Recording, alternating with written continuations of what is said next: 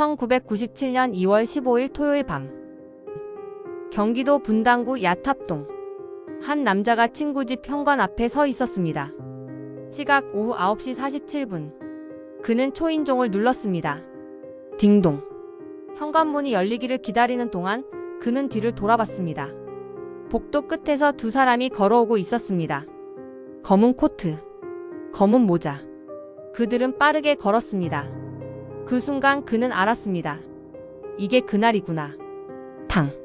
첫 번째 총성. 가슴. 탕. 두 번째 총성. 머리 옆. 남자는 바닥에 쓰러졌습니다. 피가 흘렀습니다. 현관문이 열렸습니다. 친구가 비명을 질렀습니다. 두 명의 괴한은 계단을 뛰어 내려갔습니다. CCTV는 없었습니다. 목격자도 없었습니다. 119가 도착했을 때 남자는 아직 숨을 쉬고 있었습니다. 눈을 뜬 채로 구급대원이 물었습니다. 이름이 뭐예요? 누가 쏜 거예요? 남자는 입술을 움직였습니다. 이한영, 김정일이 보냈어요. 그리고 의식을 잃었습니다. 이한영, 1960년생, 36세.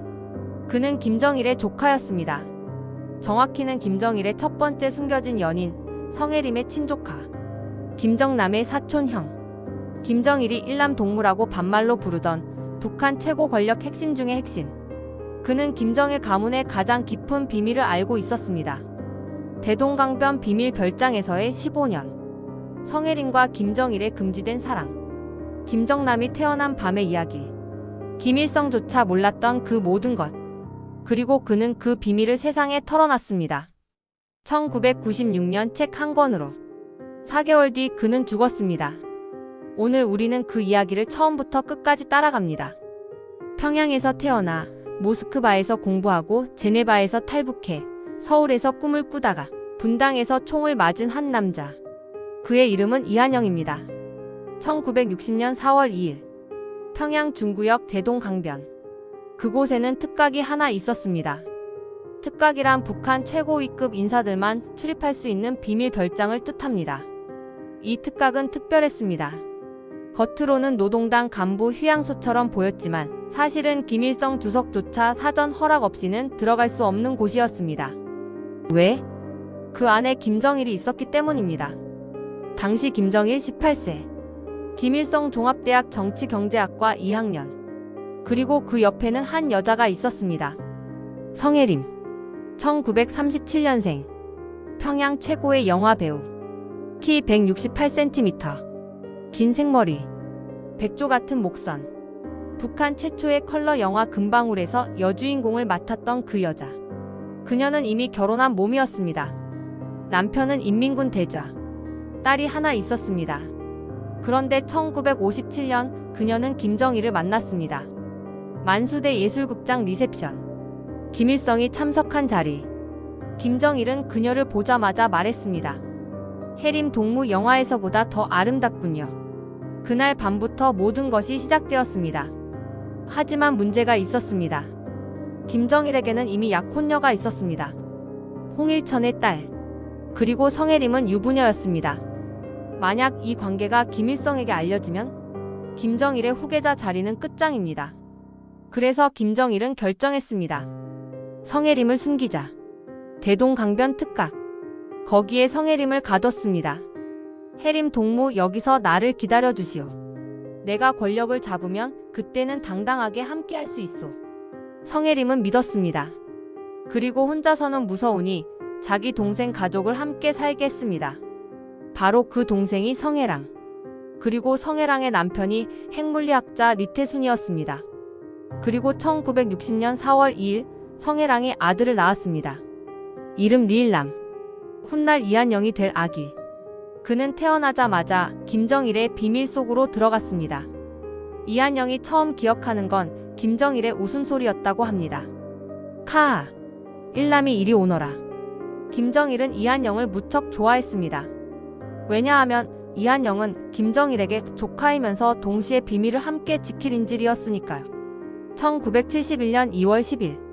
그날 밤 성혜림이 아들을 낳았습니다. 김정남. 이한영 당시 11세. 그는 갓난아기 김정남을 안고 이렇게 생각했다고 합니다. 이 아기는 내가 지켜야 해. 김정일이 말했습니다. 일남 동무 정남이를 잘 돌봐주게. 자네는 이제 이 집안의 큰형이야. 동무라는 호칭. 북한에서 이 호칭은 대등한 관계에만 씁니다. 김정일이 반말로 동무라고 부른 사람은 김일성과 여동생 김경희 단 2명뿐이었습니다. 이한영은 세 번째였습니다. 그렇게 이한영은 자랐습니다. 대동강변 특각에서, 아무도 나갈 수 없는 황금빛 감옥에서, 아침 6시 기상, 라디오 체조, 어머니 성혜랑이 만들어주는 아침, 된장찌개 김치 계란 후라이. 그런데 이모 성혜림의 밥상은 달랐습니다. 일본식 오믈렛, 프랑스 크루아상, 스위스 치즈. 김정일이 보내준 것들. 저녁이 되면 검은 볼과 승용차가 들어왔습니다. 김정일이 왔습니다. 저녁 식사 메뉴는 냉면, 불고기, 송이버섯 전골. 김정일은 술을 마셨습니다. 헤네시 엑소 한 병을 다 비웠습니다. 그리고 성혜림과 이한영에게 물었습니다. 일남아, 너 나중에 뭐가 되고 싶어? 이한영 12세. 외교관이요. 김정일이 웃었습니다. 좋아. 너는 외교관 해라. 내가 나중에 최고 지도자가 되면 너를 외무성 부상으로 만들어주마. 그런데 어느 날부터 이상한 일이 벌어졌습니다. 김정일이 오는 횟수가 줄었습니다. 주 3회, 주 1회, 월 2회. 성혜림은 밤마다 울었습니다. 이한영은 이모가 우는 소리를 들으며 이불을 뒤집어 썼습니다. 1973년 성혜림이 갑자기 모스크바로 떠났습니다. 치료차라는 명목으로. 김정남은 당시 2세. 이한영이 돌봤습니다. 형아, 엄마는? 금방 와. 언제? 곧. 하지만 성혜림은 돌아오지 않았습니다. 1974년 이한영은 우연히 라디오에서 들었습니다. 친애하는 지도자 김정일 동지께서 김영숙 동지와 결혼하셨습니다. 김영숙, 타자수 출신. 김일성이 직접 골라준 며느리. 이한영은 그때 깨달았습니다. 아, 이모는 버려진 거구나. 그날 밤 이한영은 김정남을 안고 울었습니다. 김정남은 물었습니다. 형아, 왜 울어? 이한영은 대답하지 못했습니다. 그는 생각했습니다. 이 아이는 아직 몰라. 자기 엄마가 버려졌다는 걸. 자기 아빠가 다른 여자와 결혼했다는 걸. 1975년 이한영 15세. 그해 여름 김정일이 특각에 왔습니다. 오랜만이었습니다. 그는 이한영만 따로 불렀습니다. 정자에서. 일남아, 너 이제 다 컸구나. 혜림이 건강이 안 좋아서 당분간 해외에서 치료받을 거야. 정남이는 내가 데려갈게. 너는 내 어머니 혜랑이랑 함께 살아라. 그리고 이 일은 아무한테도 말하지 마라. 알겠지? 이한영은 고개를 끄덕였습니다.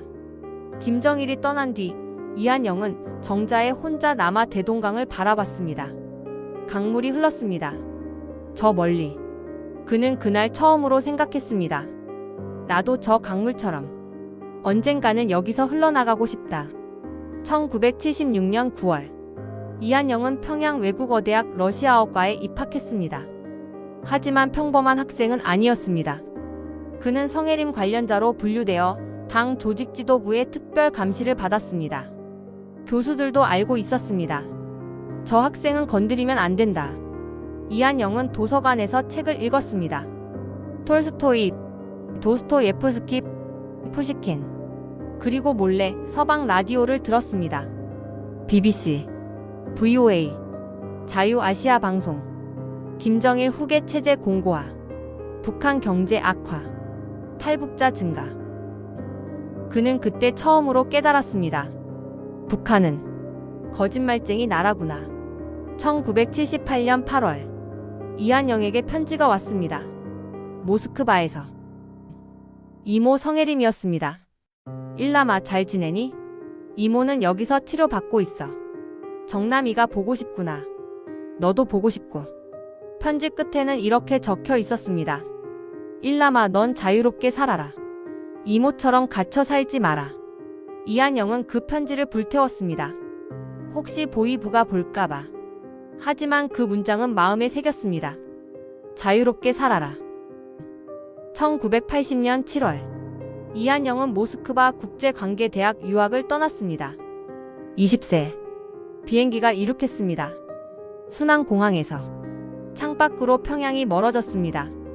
그는 생각했습니다. 나는 돌아오지 않을 거야. 모스크바는 새로운 세계였습니다.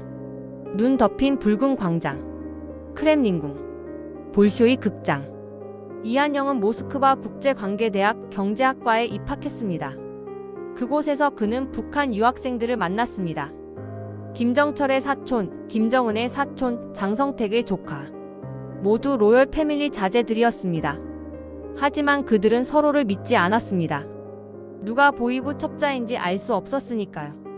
이한영은 혼자 다녔습니다. 도서관에서 공부하고 혼자 영화를 보고 혼자 산책했습니다. 그리고 몰래 서방 서점에 갔습니다. 거기서 그는 처음으로 한국 잡지를 봤습니다. 타임지 한국 특집, 사우스 코리어즈 에커나믹 미러컬, 한강의 기적, 삼성 현대 서울 올림픽 준비. 그는 충격을 받았습니다. 남조선이 우리보다 잘 사는구나. 1982년 6월 이한영에게 통보가 왔습니다. 동무는 제네바로 전학가게 되었소.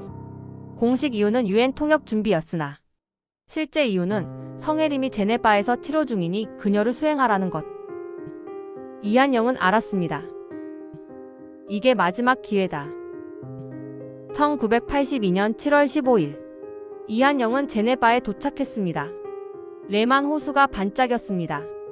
알프스가 보였습니다. 그는 숙소에 짐을 풀고 창밖을 바라봤습니다. 여기서 나는 자유로워질 수 있을까? 제네바 첫 주. 이한영은 성혜림을 만났습니다. 병원 VIP 병동. 성혜림은 너무 야윈 모습이었습니다. 백조 같던 목선은 사라지고 눈만 컸습니다. 일남아. 왔구나. 이모. 정남이는 잘 있니? 네, 잘 있어요. 성혜림이 손을 내밀었습니다. 이한영이 잡았습니다. 일남아. 이모는 이제 끝이야. 무슨? 김정일은 나를 버렸어. 이제 나는 그냥 여기서 죽을 거야. 일남아, 넌 나처럼 살지 마. 넌 자유롭게 살아. 그날 밤 이한영은 숙소로 돌아와 창밖을 바라봤습니다. 레만 호수 위로 달이 떠 있었습니다. 그는 결심했습니다. 탈북하자. 1982년 9월 3일 금요일 오전 10시. 이한영은 제네바 시내 한 공중전화 부스에 들어갔습니다. 손이 떨렸습니다. 다이얼을 돌렸습니다. 한국 대표부. 여보세요? 저는 북한 유학생인데요. 네? 미국 가고 싶습니다. 전화 너머 침묵. 그리고 낮은 목소리. 지금 어디 계세요? 제네바 중앙역 근처. 10분 후에 역 앞 카페로 오세요. 검은 가방 든 사람이 있을 겁니다. 전화가 끊겼습니다. 이한영은 전화 부스에서 나와 거리를 걸었습니다. 심장이 미친 듯이 뛰었습니다. 이제 돌아갈 수 없다. 카페에 가니 검은 가방을 든 남자가 앉아 있었습니다. 이한영이 다가갔습니다. 남자가 고개를 들었습니다. 앉으세요. 이한영은 앉았습니다. 남자가 물었습니다. 이름이? 리일남입니다. 나이? 22세. 왜 탈북하려고? 이한영은 잠시 침묵했습니다. 그리고 말했습니다.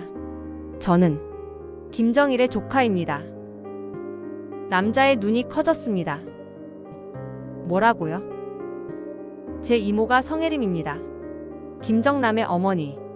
저는 김정남의 사촌 형입니다. 남자는 펜을 떨어뜨렸습니다. 잠깐만요. 증명할 수 있습니까? 이한영은 가방에서 사진 한 장을 꺼냈습니다.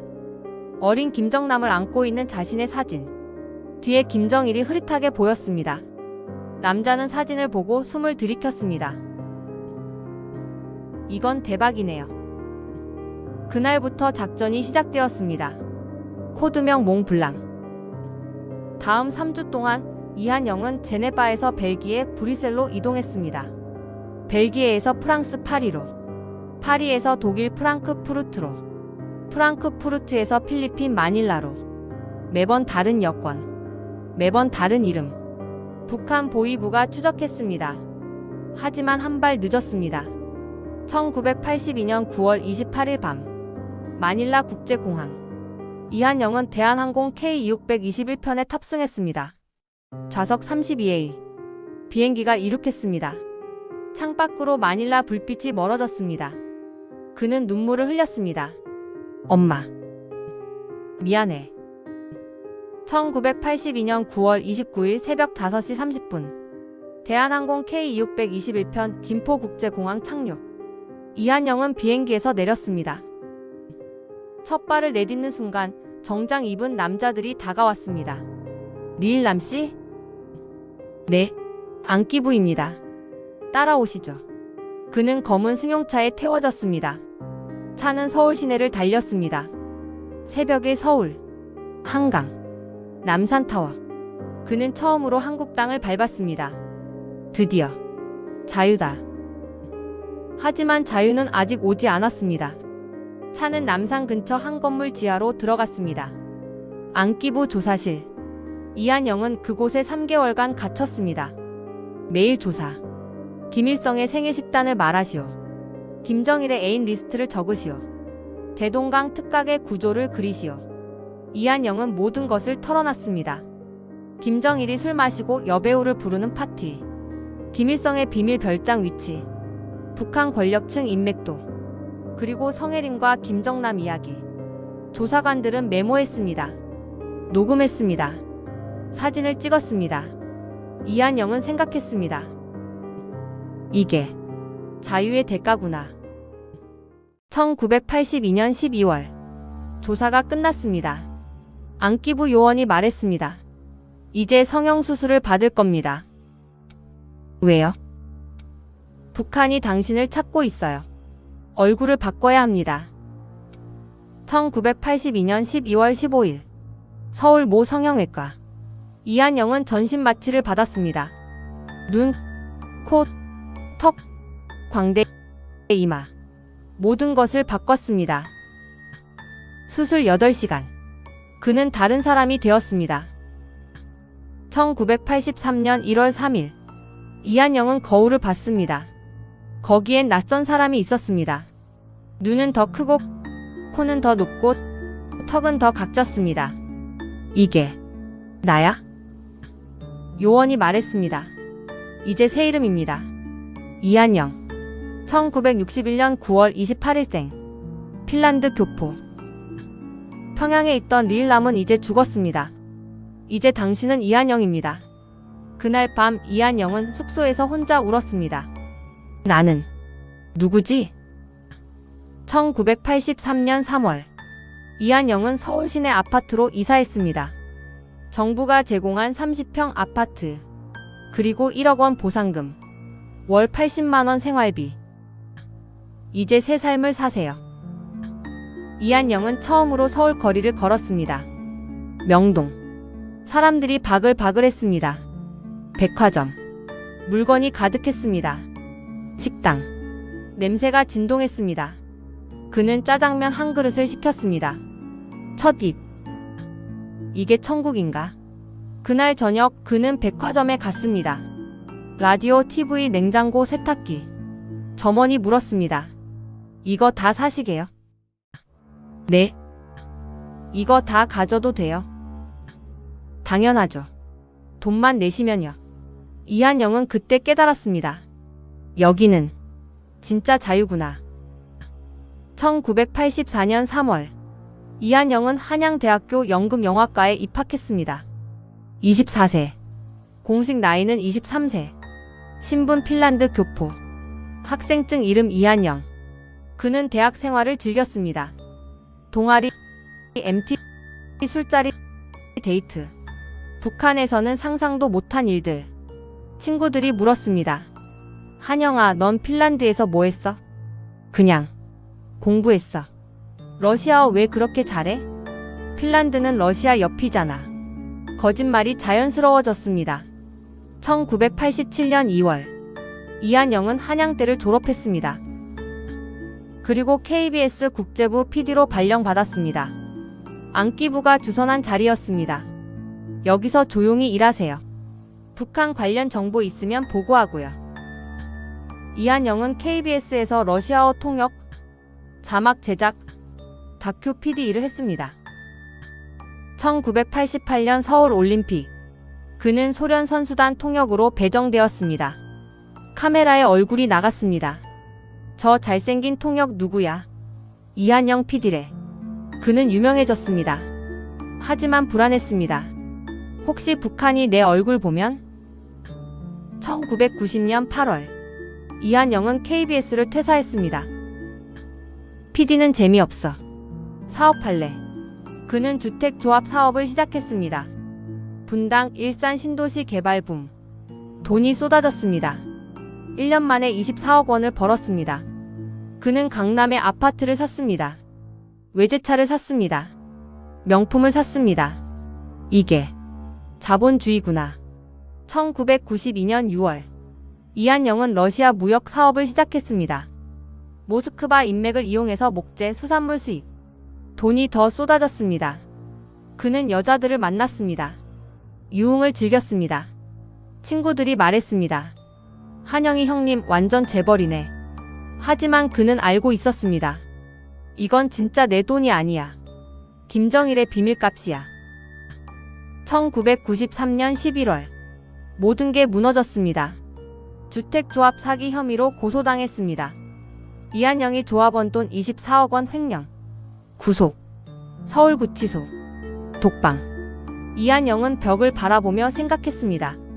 김정일한테 총 맞아 죽으나 한국에서 감옥 가나. 별 차이 없네. 1994년 7월. 1심 판결. 징역 3년, 집행유예 5년. 이한영은 석방되었습니다. 하지만 모든 재산을 잃었습니다. 안기부는 생활비 지급을 중단했습니다.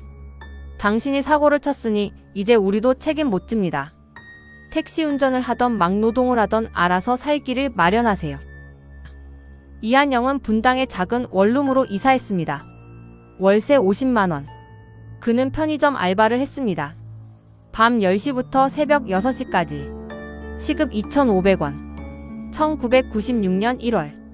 이한영은 돈이 떨어졌습니다. 통장 잔고 12만 원. 그때 전화가 왔습니다. 일남아 나야. 엄마. 엄마. 나 한국 왔어. 성혜랑이었습니다. 1995년 성혜랑은 딸들과 함께 스위스를 거쳐 한국으로 탈북했습니다. 이유는 성혜림이 1995년 모스크바에서 사망하여 김정일이 짐스러운 성혜랑 가족까지 제거하려 했기에 성혜랑은 한국에서 이한영을 찾았습니다. 1996년 2월 14일 서울 모처. 모자 재회. 엄마. 일남아. 둘은 껴안고 울었습니다. 하지만 문제가 생겼습니다. 언론이 몰려왔습니다. 성혜랑 씨, 김정일과 성혜림 이야기 해주세요. 성혜랑은 입을 다물었습니다. 하지만 기자들은 물러서지 않았습니다. 성혜랑 씨 아들이 한국에 있다며? 이한영이라는 사람? 이한영은 결심했습니다. 이제 숨어 살 수 없어. 차라리 공개하자. 1996년 3월 15일 동아일보 일면. 김정일 조카 이한영 14년 만에 신분 공개. 사진이 실렸습니다. 기사가 나갔습니다. 이한영은 김정일의 첫 연인 성혜림의 친조카로 김정남의 사촌 형이다. 그는 1982년 스위스 제네바에서 탈북해 한국에서 14년간 숨어 살았다. 대한민국이 발칵 뒤집혔습니다. TV 출연 요청 쇄도. 출판사 연락 폭주. 이한영은 모든 제안을 받았습니다. 돈이 필요했습니다. 1996년 5월. 그는 책을 쓰기 시작했습니다. 제목 대동강 로열 패밀리. 그는 모든 것을 털어놨습니다. 대동강 특각의 비밀. 성혜림과 김정일의 사랑. 김정남의 어린 시절. 김일성이 몰랐던 일들. 김정일의 여자들. 북한 권력층의 사치, 그리고 자신의 탈북 이야기. 원고지 1200장. 1996년 10월 1일 대동강 로열 패밀리 출간. 초판 3만 부 완판. 재판 5만 부. 베스트셀러 1위. 이한영은 다시 유명해졌습니다. TV 토크쇼 출연. 라디오 인터뷰. 신문 연재. 그는 말했습니다. 김정일은 폭군입니다. 성해림을 버렸고 김정남을 숨겼고 북한 인민을 굶겼습니다. 나는 이 진실을 세상에 알리고 싶습니다. 북한은 경로했습니다. 1996년 10월 15일 조선중앙통신 긴급 성명. 괴뢰 리일남은 민족 반역자다. 그는 반드시 심판받을 것이다. 이한영은 안기부로부터 경고를 받았습니다. 조심하세요. 북한이 당신을 노리고 있습니다. 알아요. 경호원 배치할까요? 아니요. 그러면 제가 또 갇혀 사는 거잖아요. 1996년 11월 이한영은 이상한 기분을 느꼈습니다. 누군가 자신을 감시하는 것 같았습니다. 길을 걸으면 뒤에서 발소리, 전화를 받으면 잡음, 집 근처에 검은 승용차. 그는 친구에게 말했습니다. 형, 나 죽을 것 같아. 무슨 소리야? 김정일이 나를 안 놔둘 거야. 에이 설마. 1997년 1월 이한영은 유언장을 썼습니다.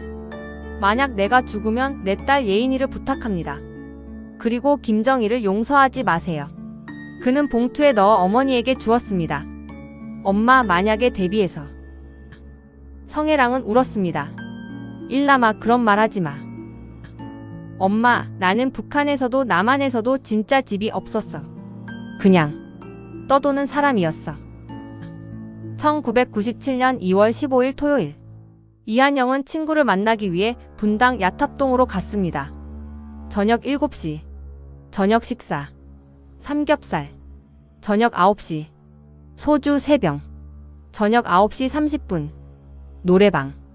밤 9시 45분 친구 집으로 이동. 밤 9시 47분 친구 집 현관 앞. 이한영이 초인종을 눌렀습니다. 띵동. 뒤에서 발소리가 났습니다. 그는 돌아봤습니다. 검은 코트 2명. 한 명이 손을 올렸습니다. 권총이 보였습니다. 이한영은 생각했습니다. 아, 이제 끝이구나. 탕.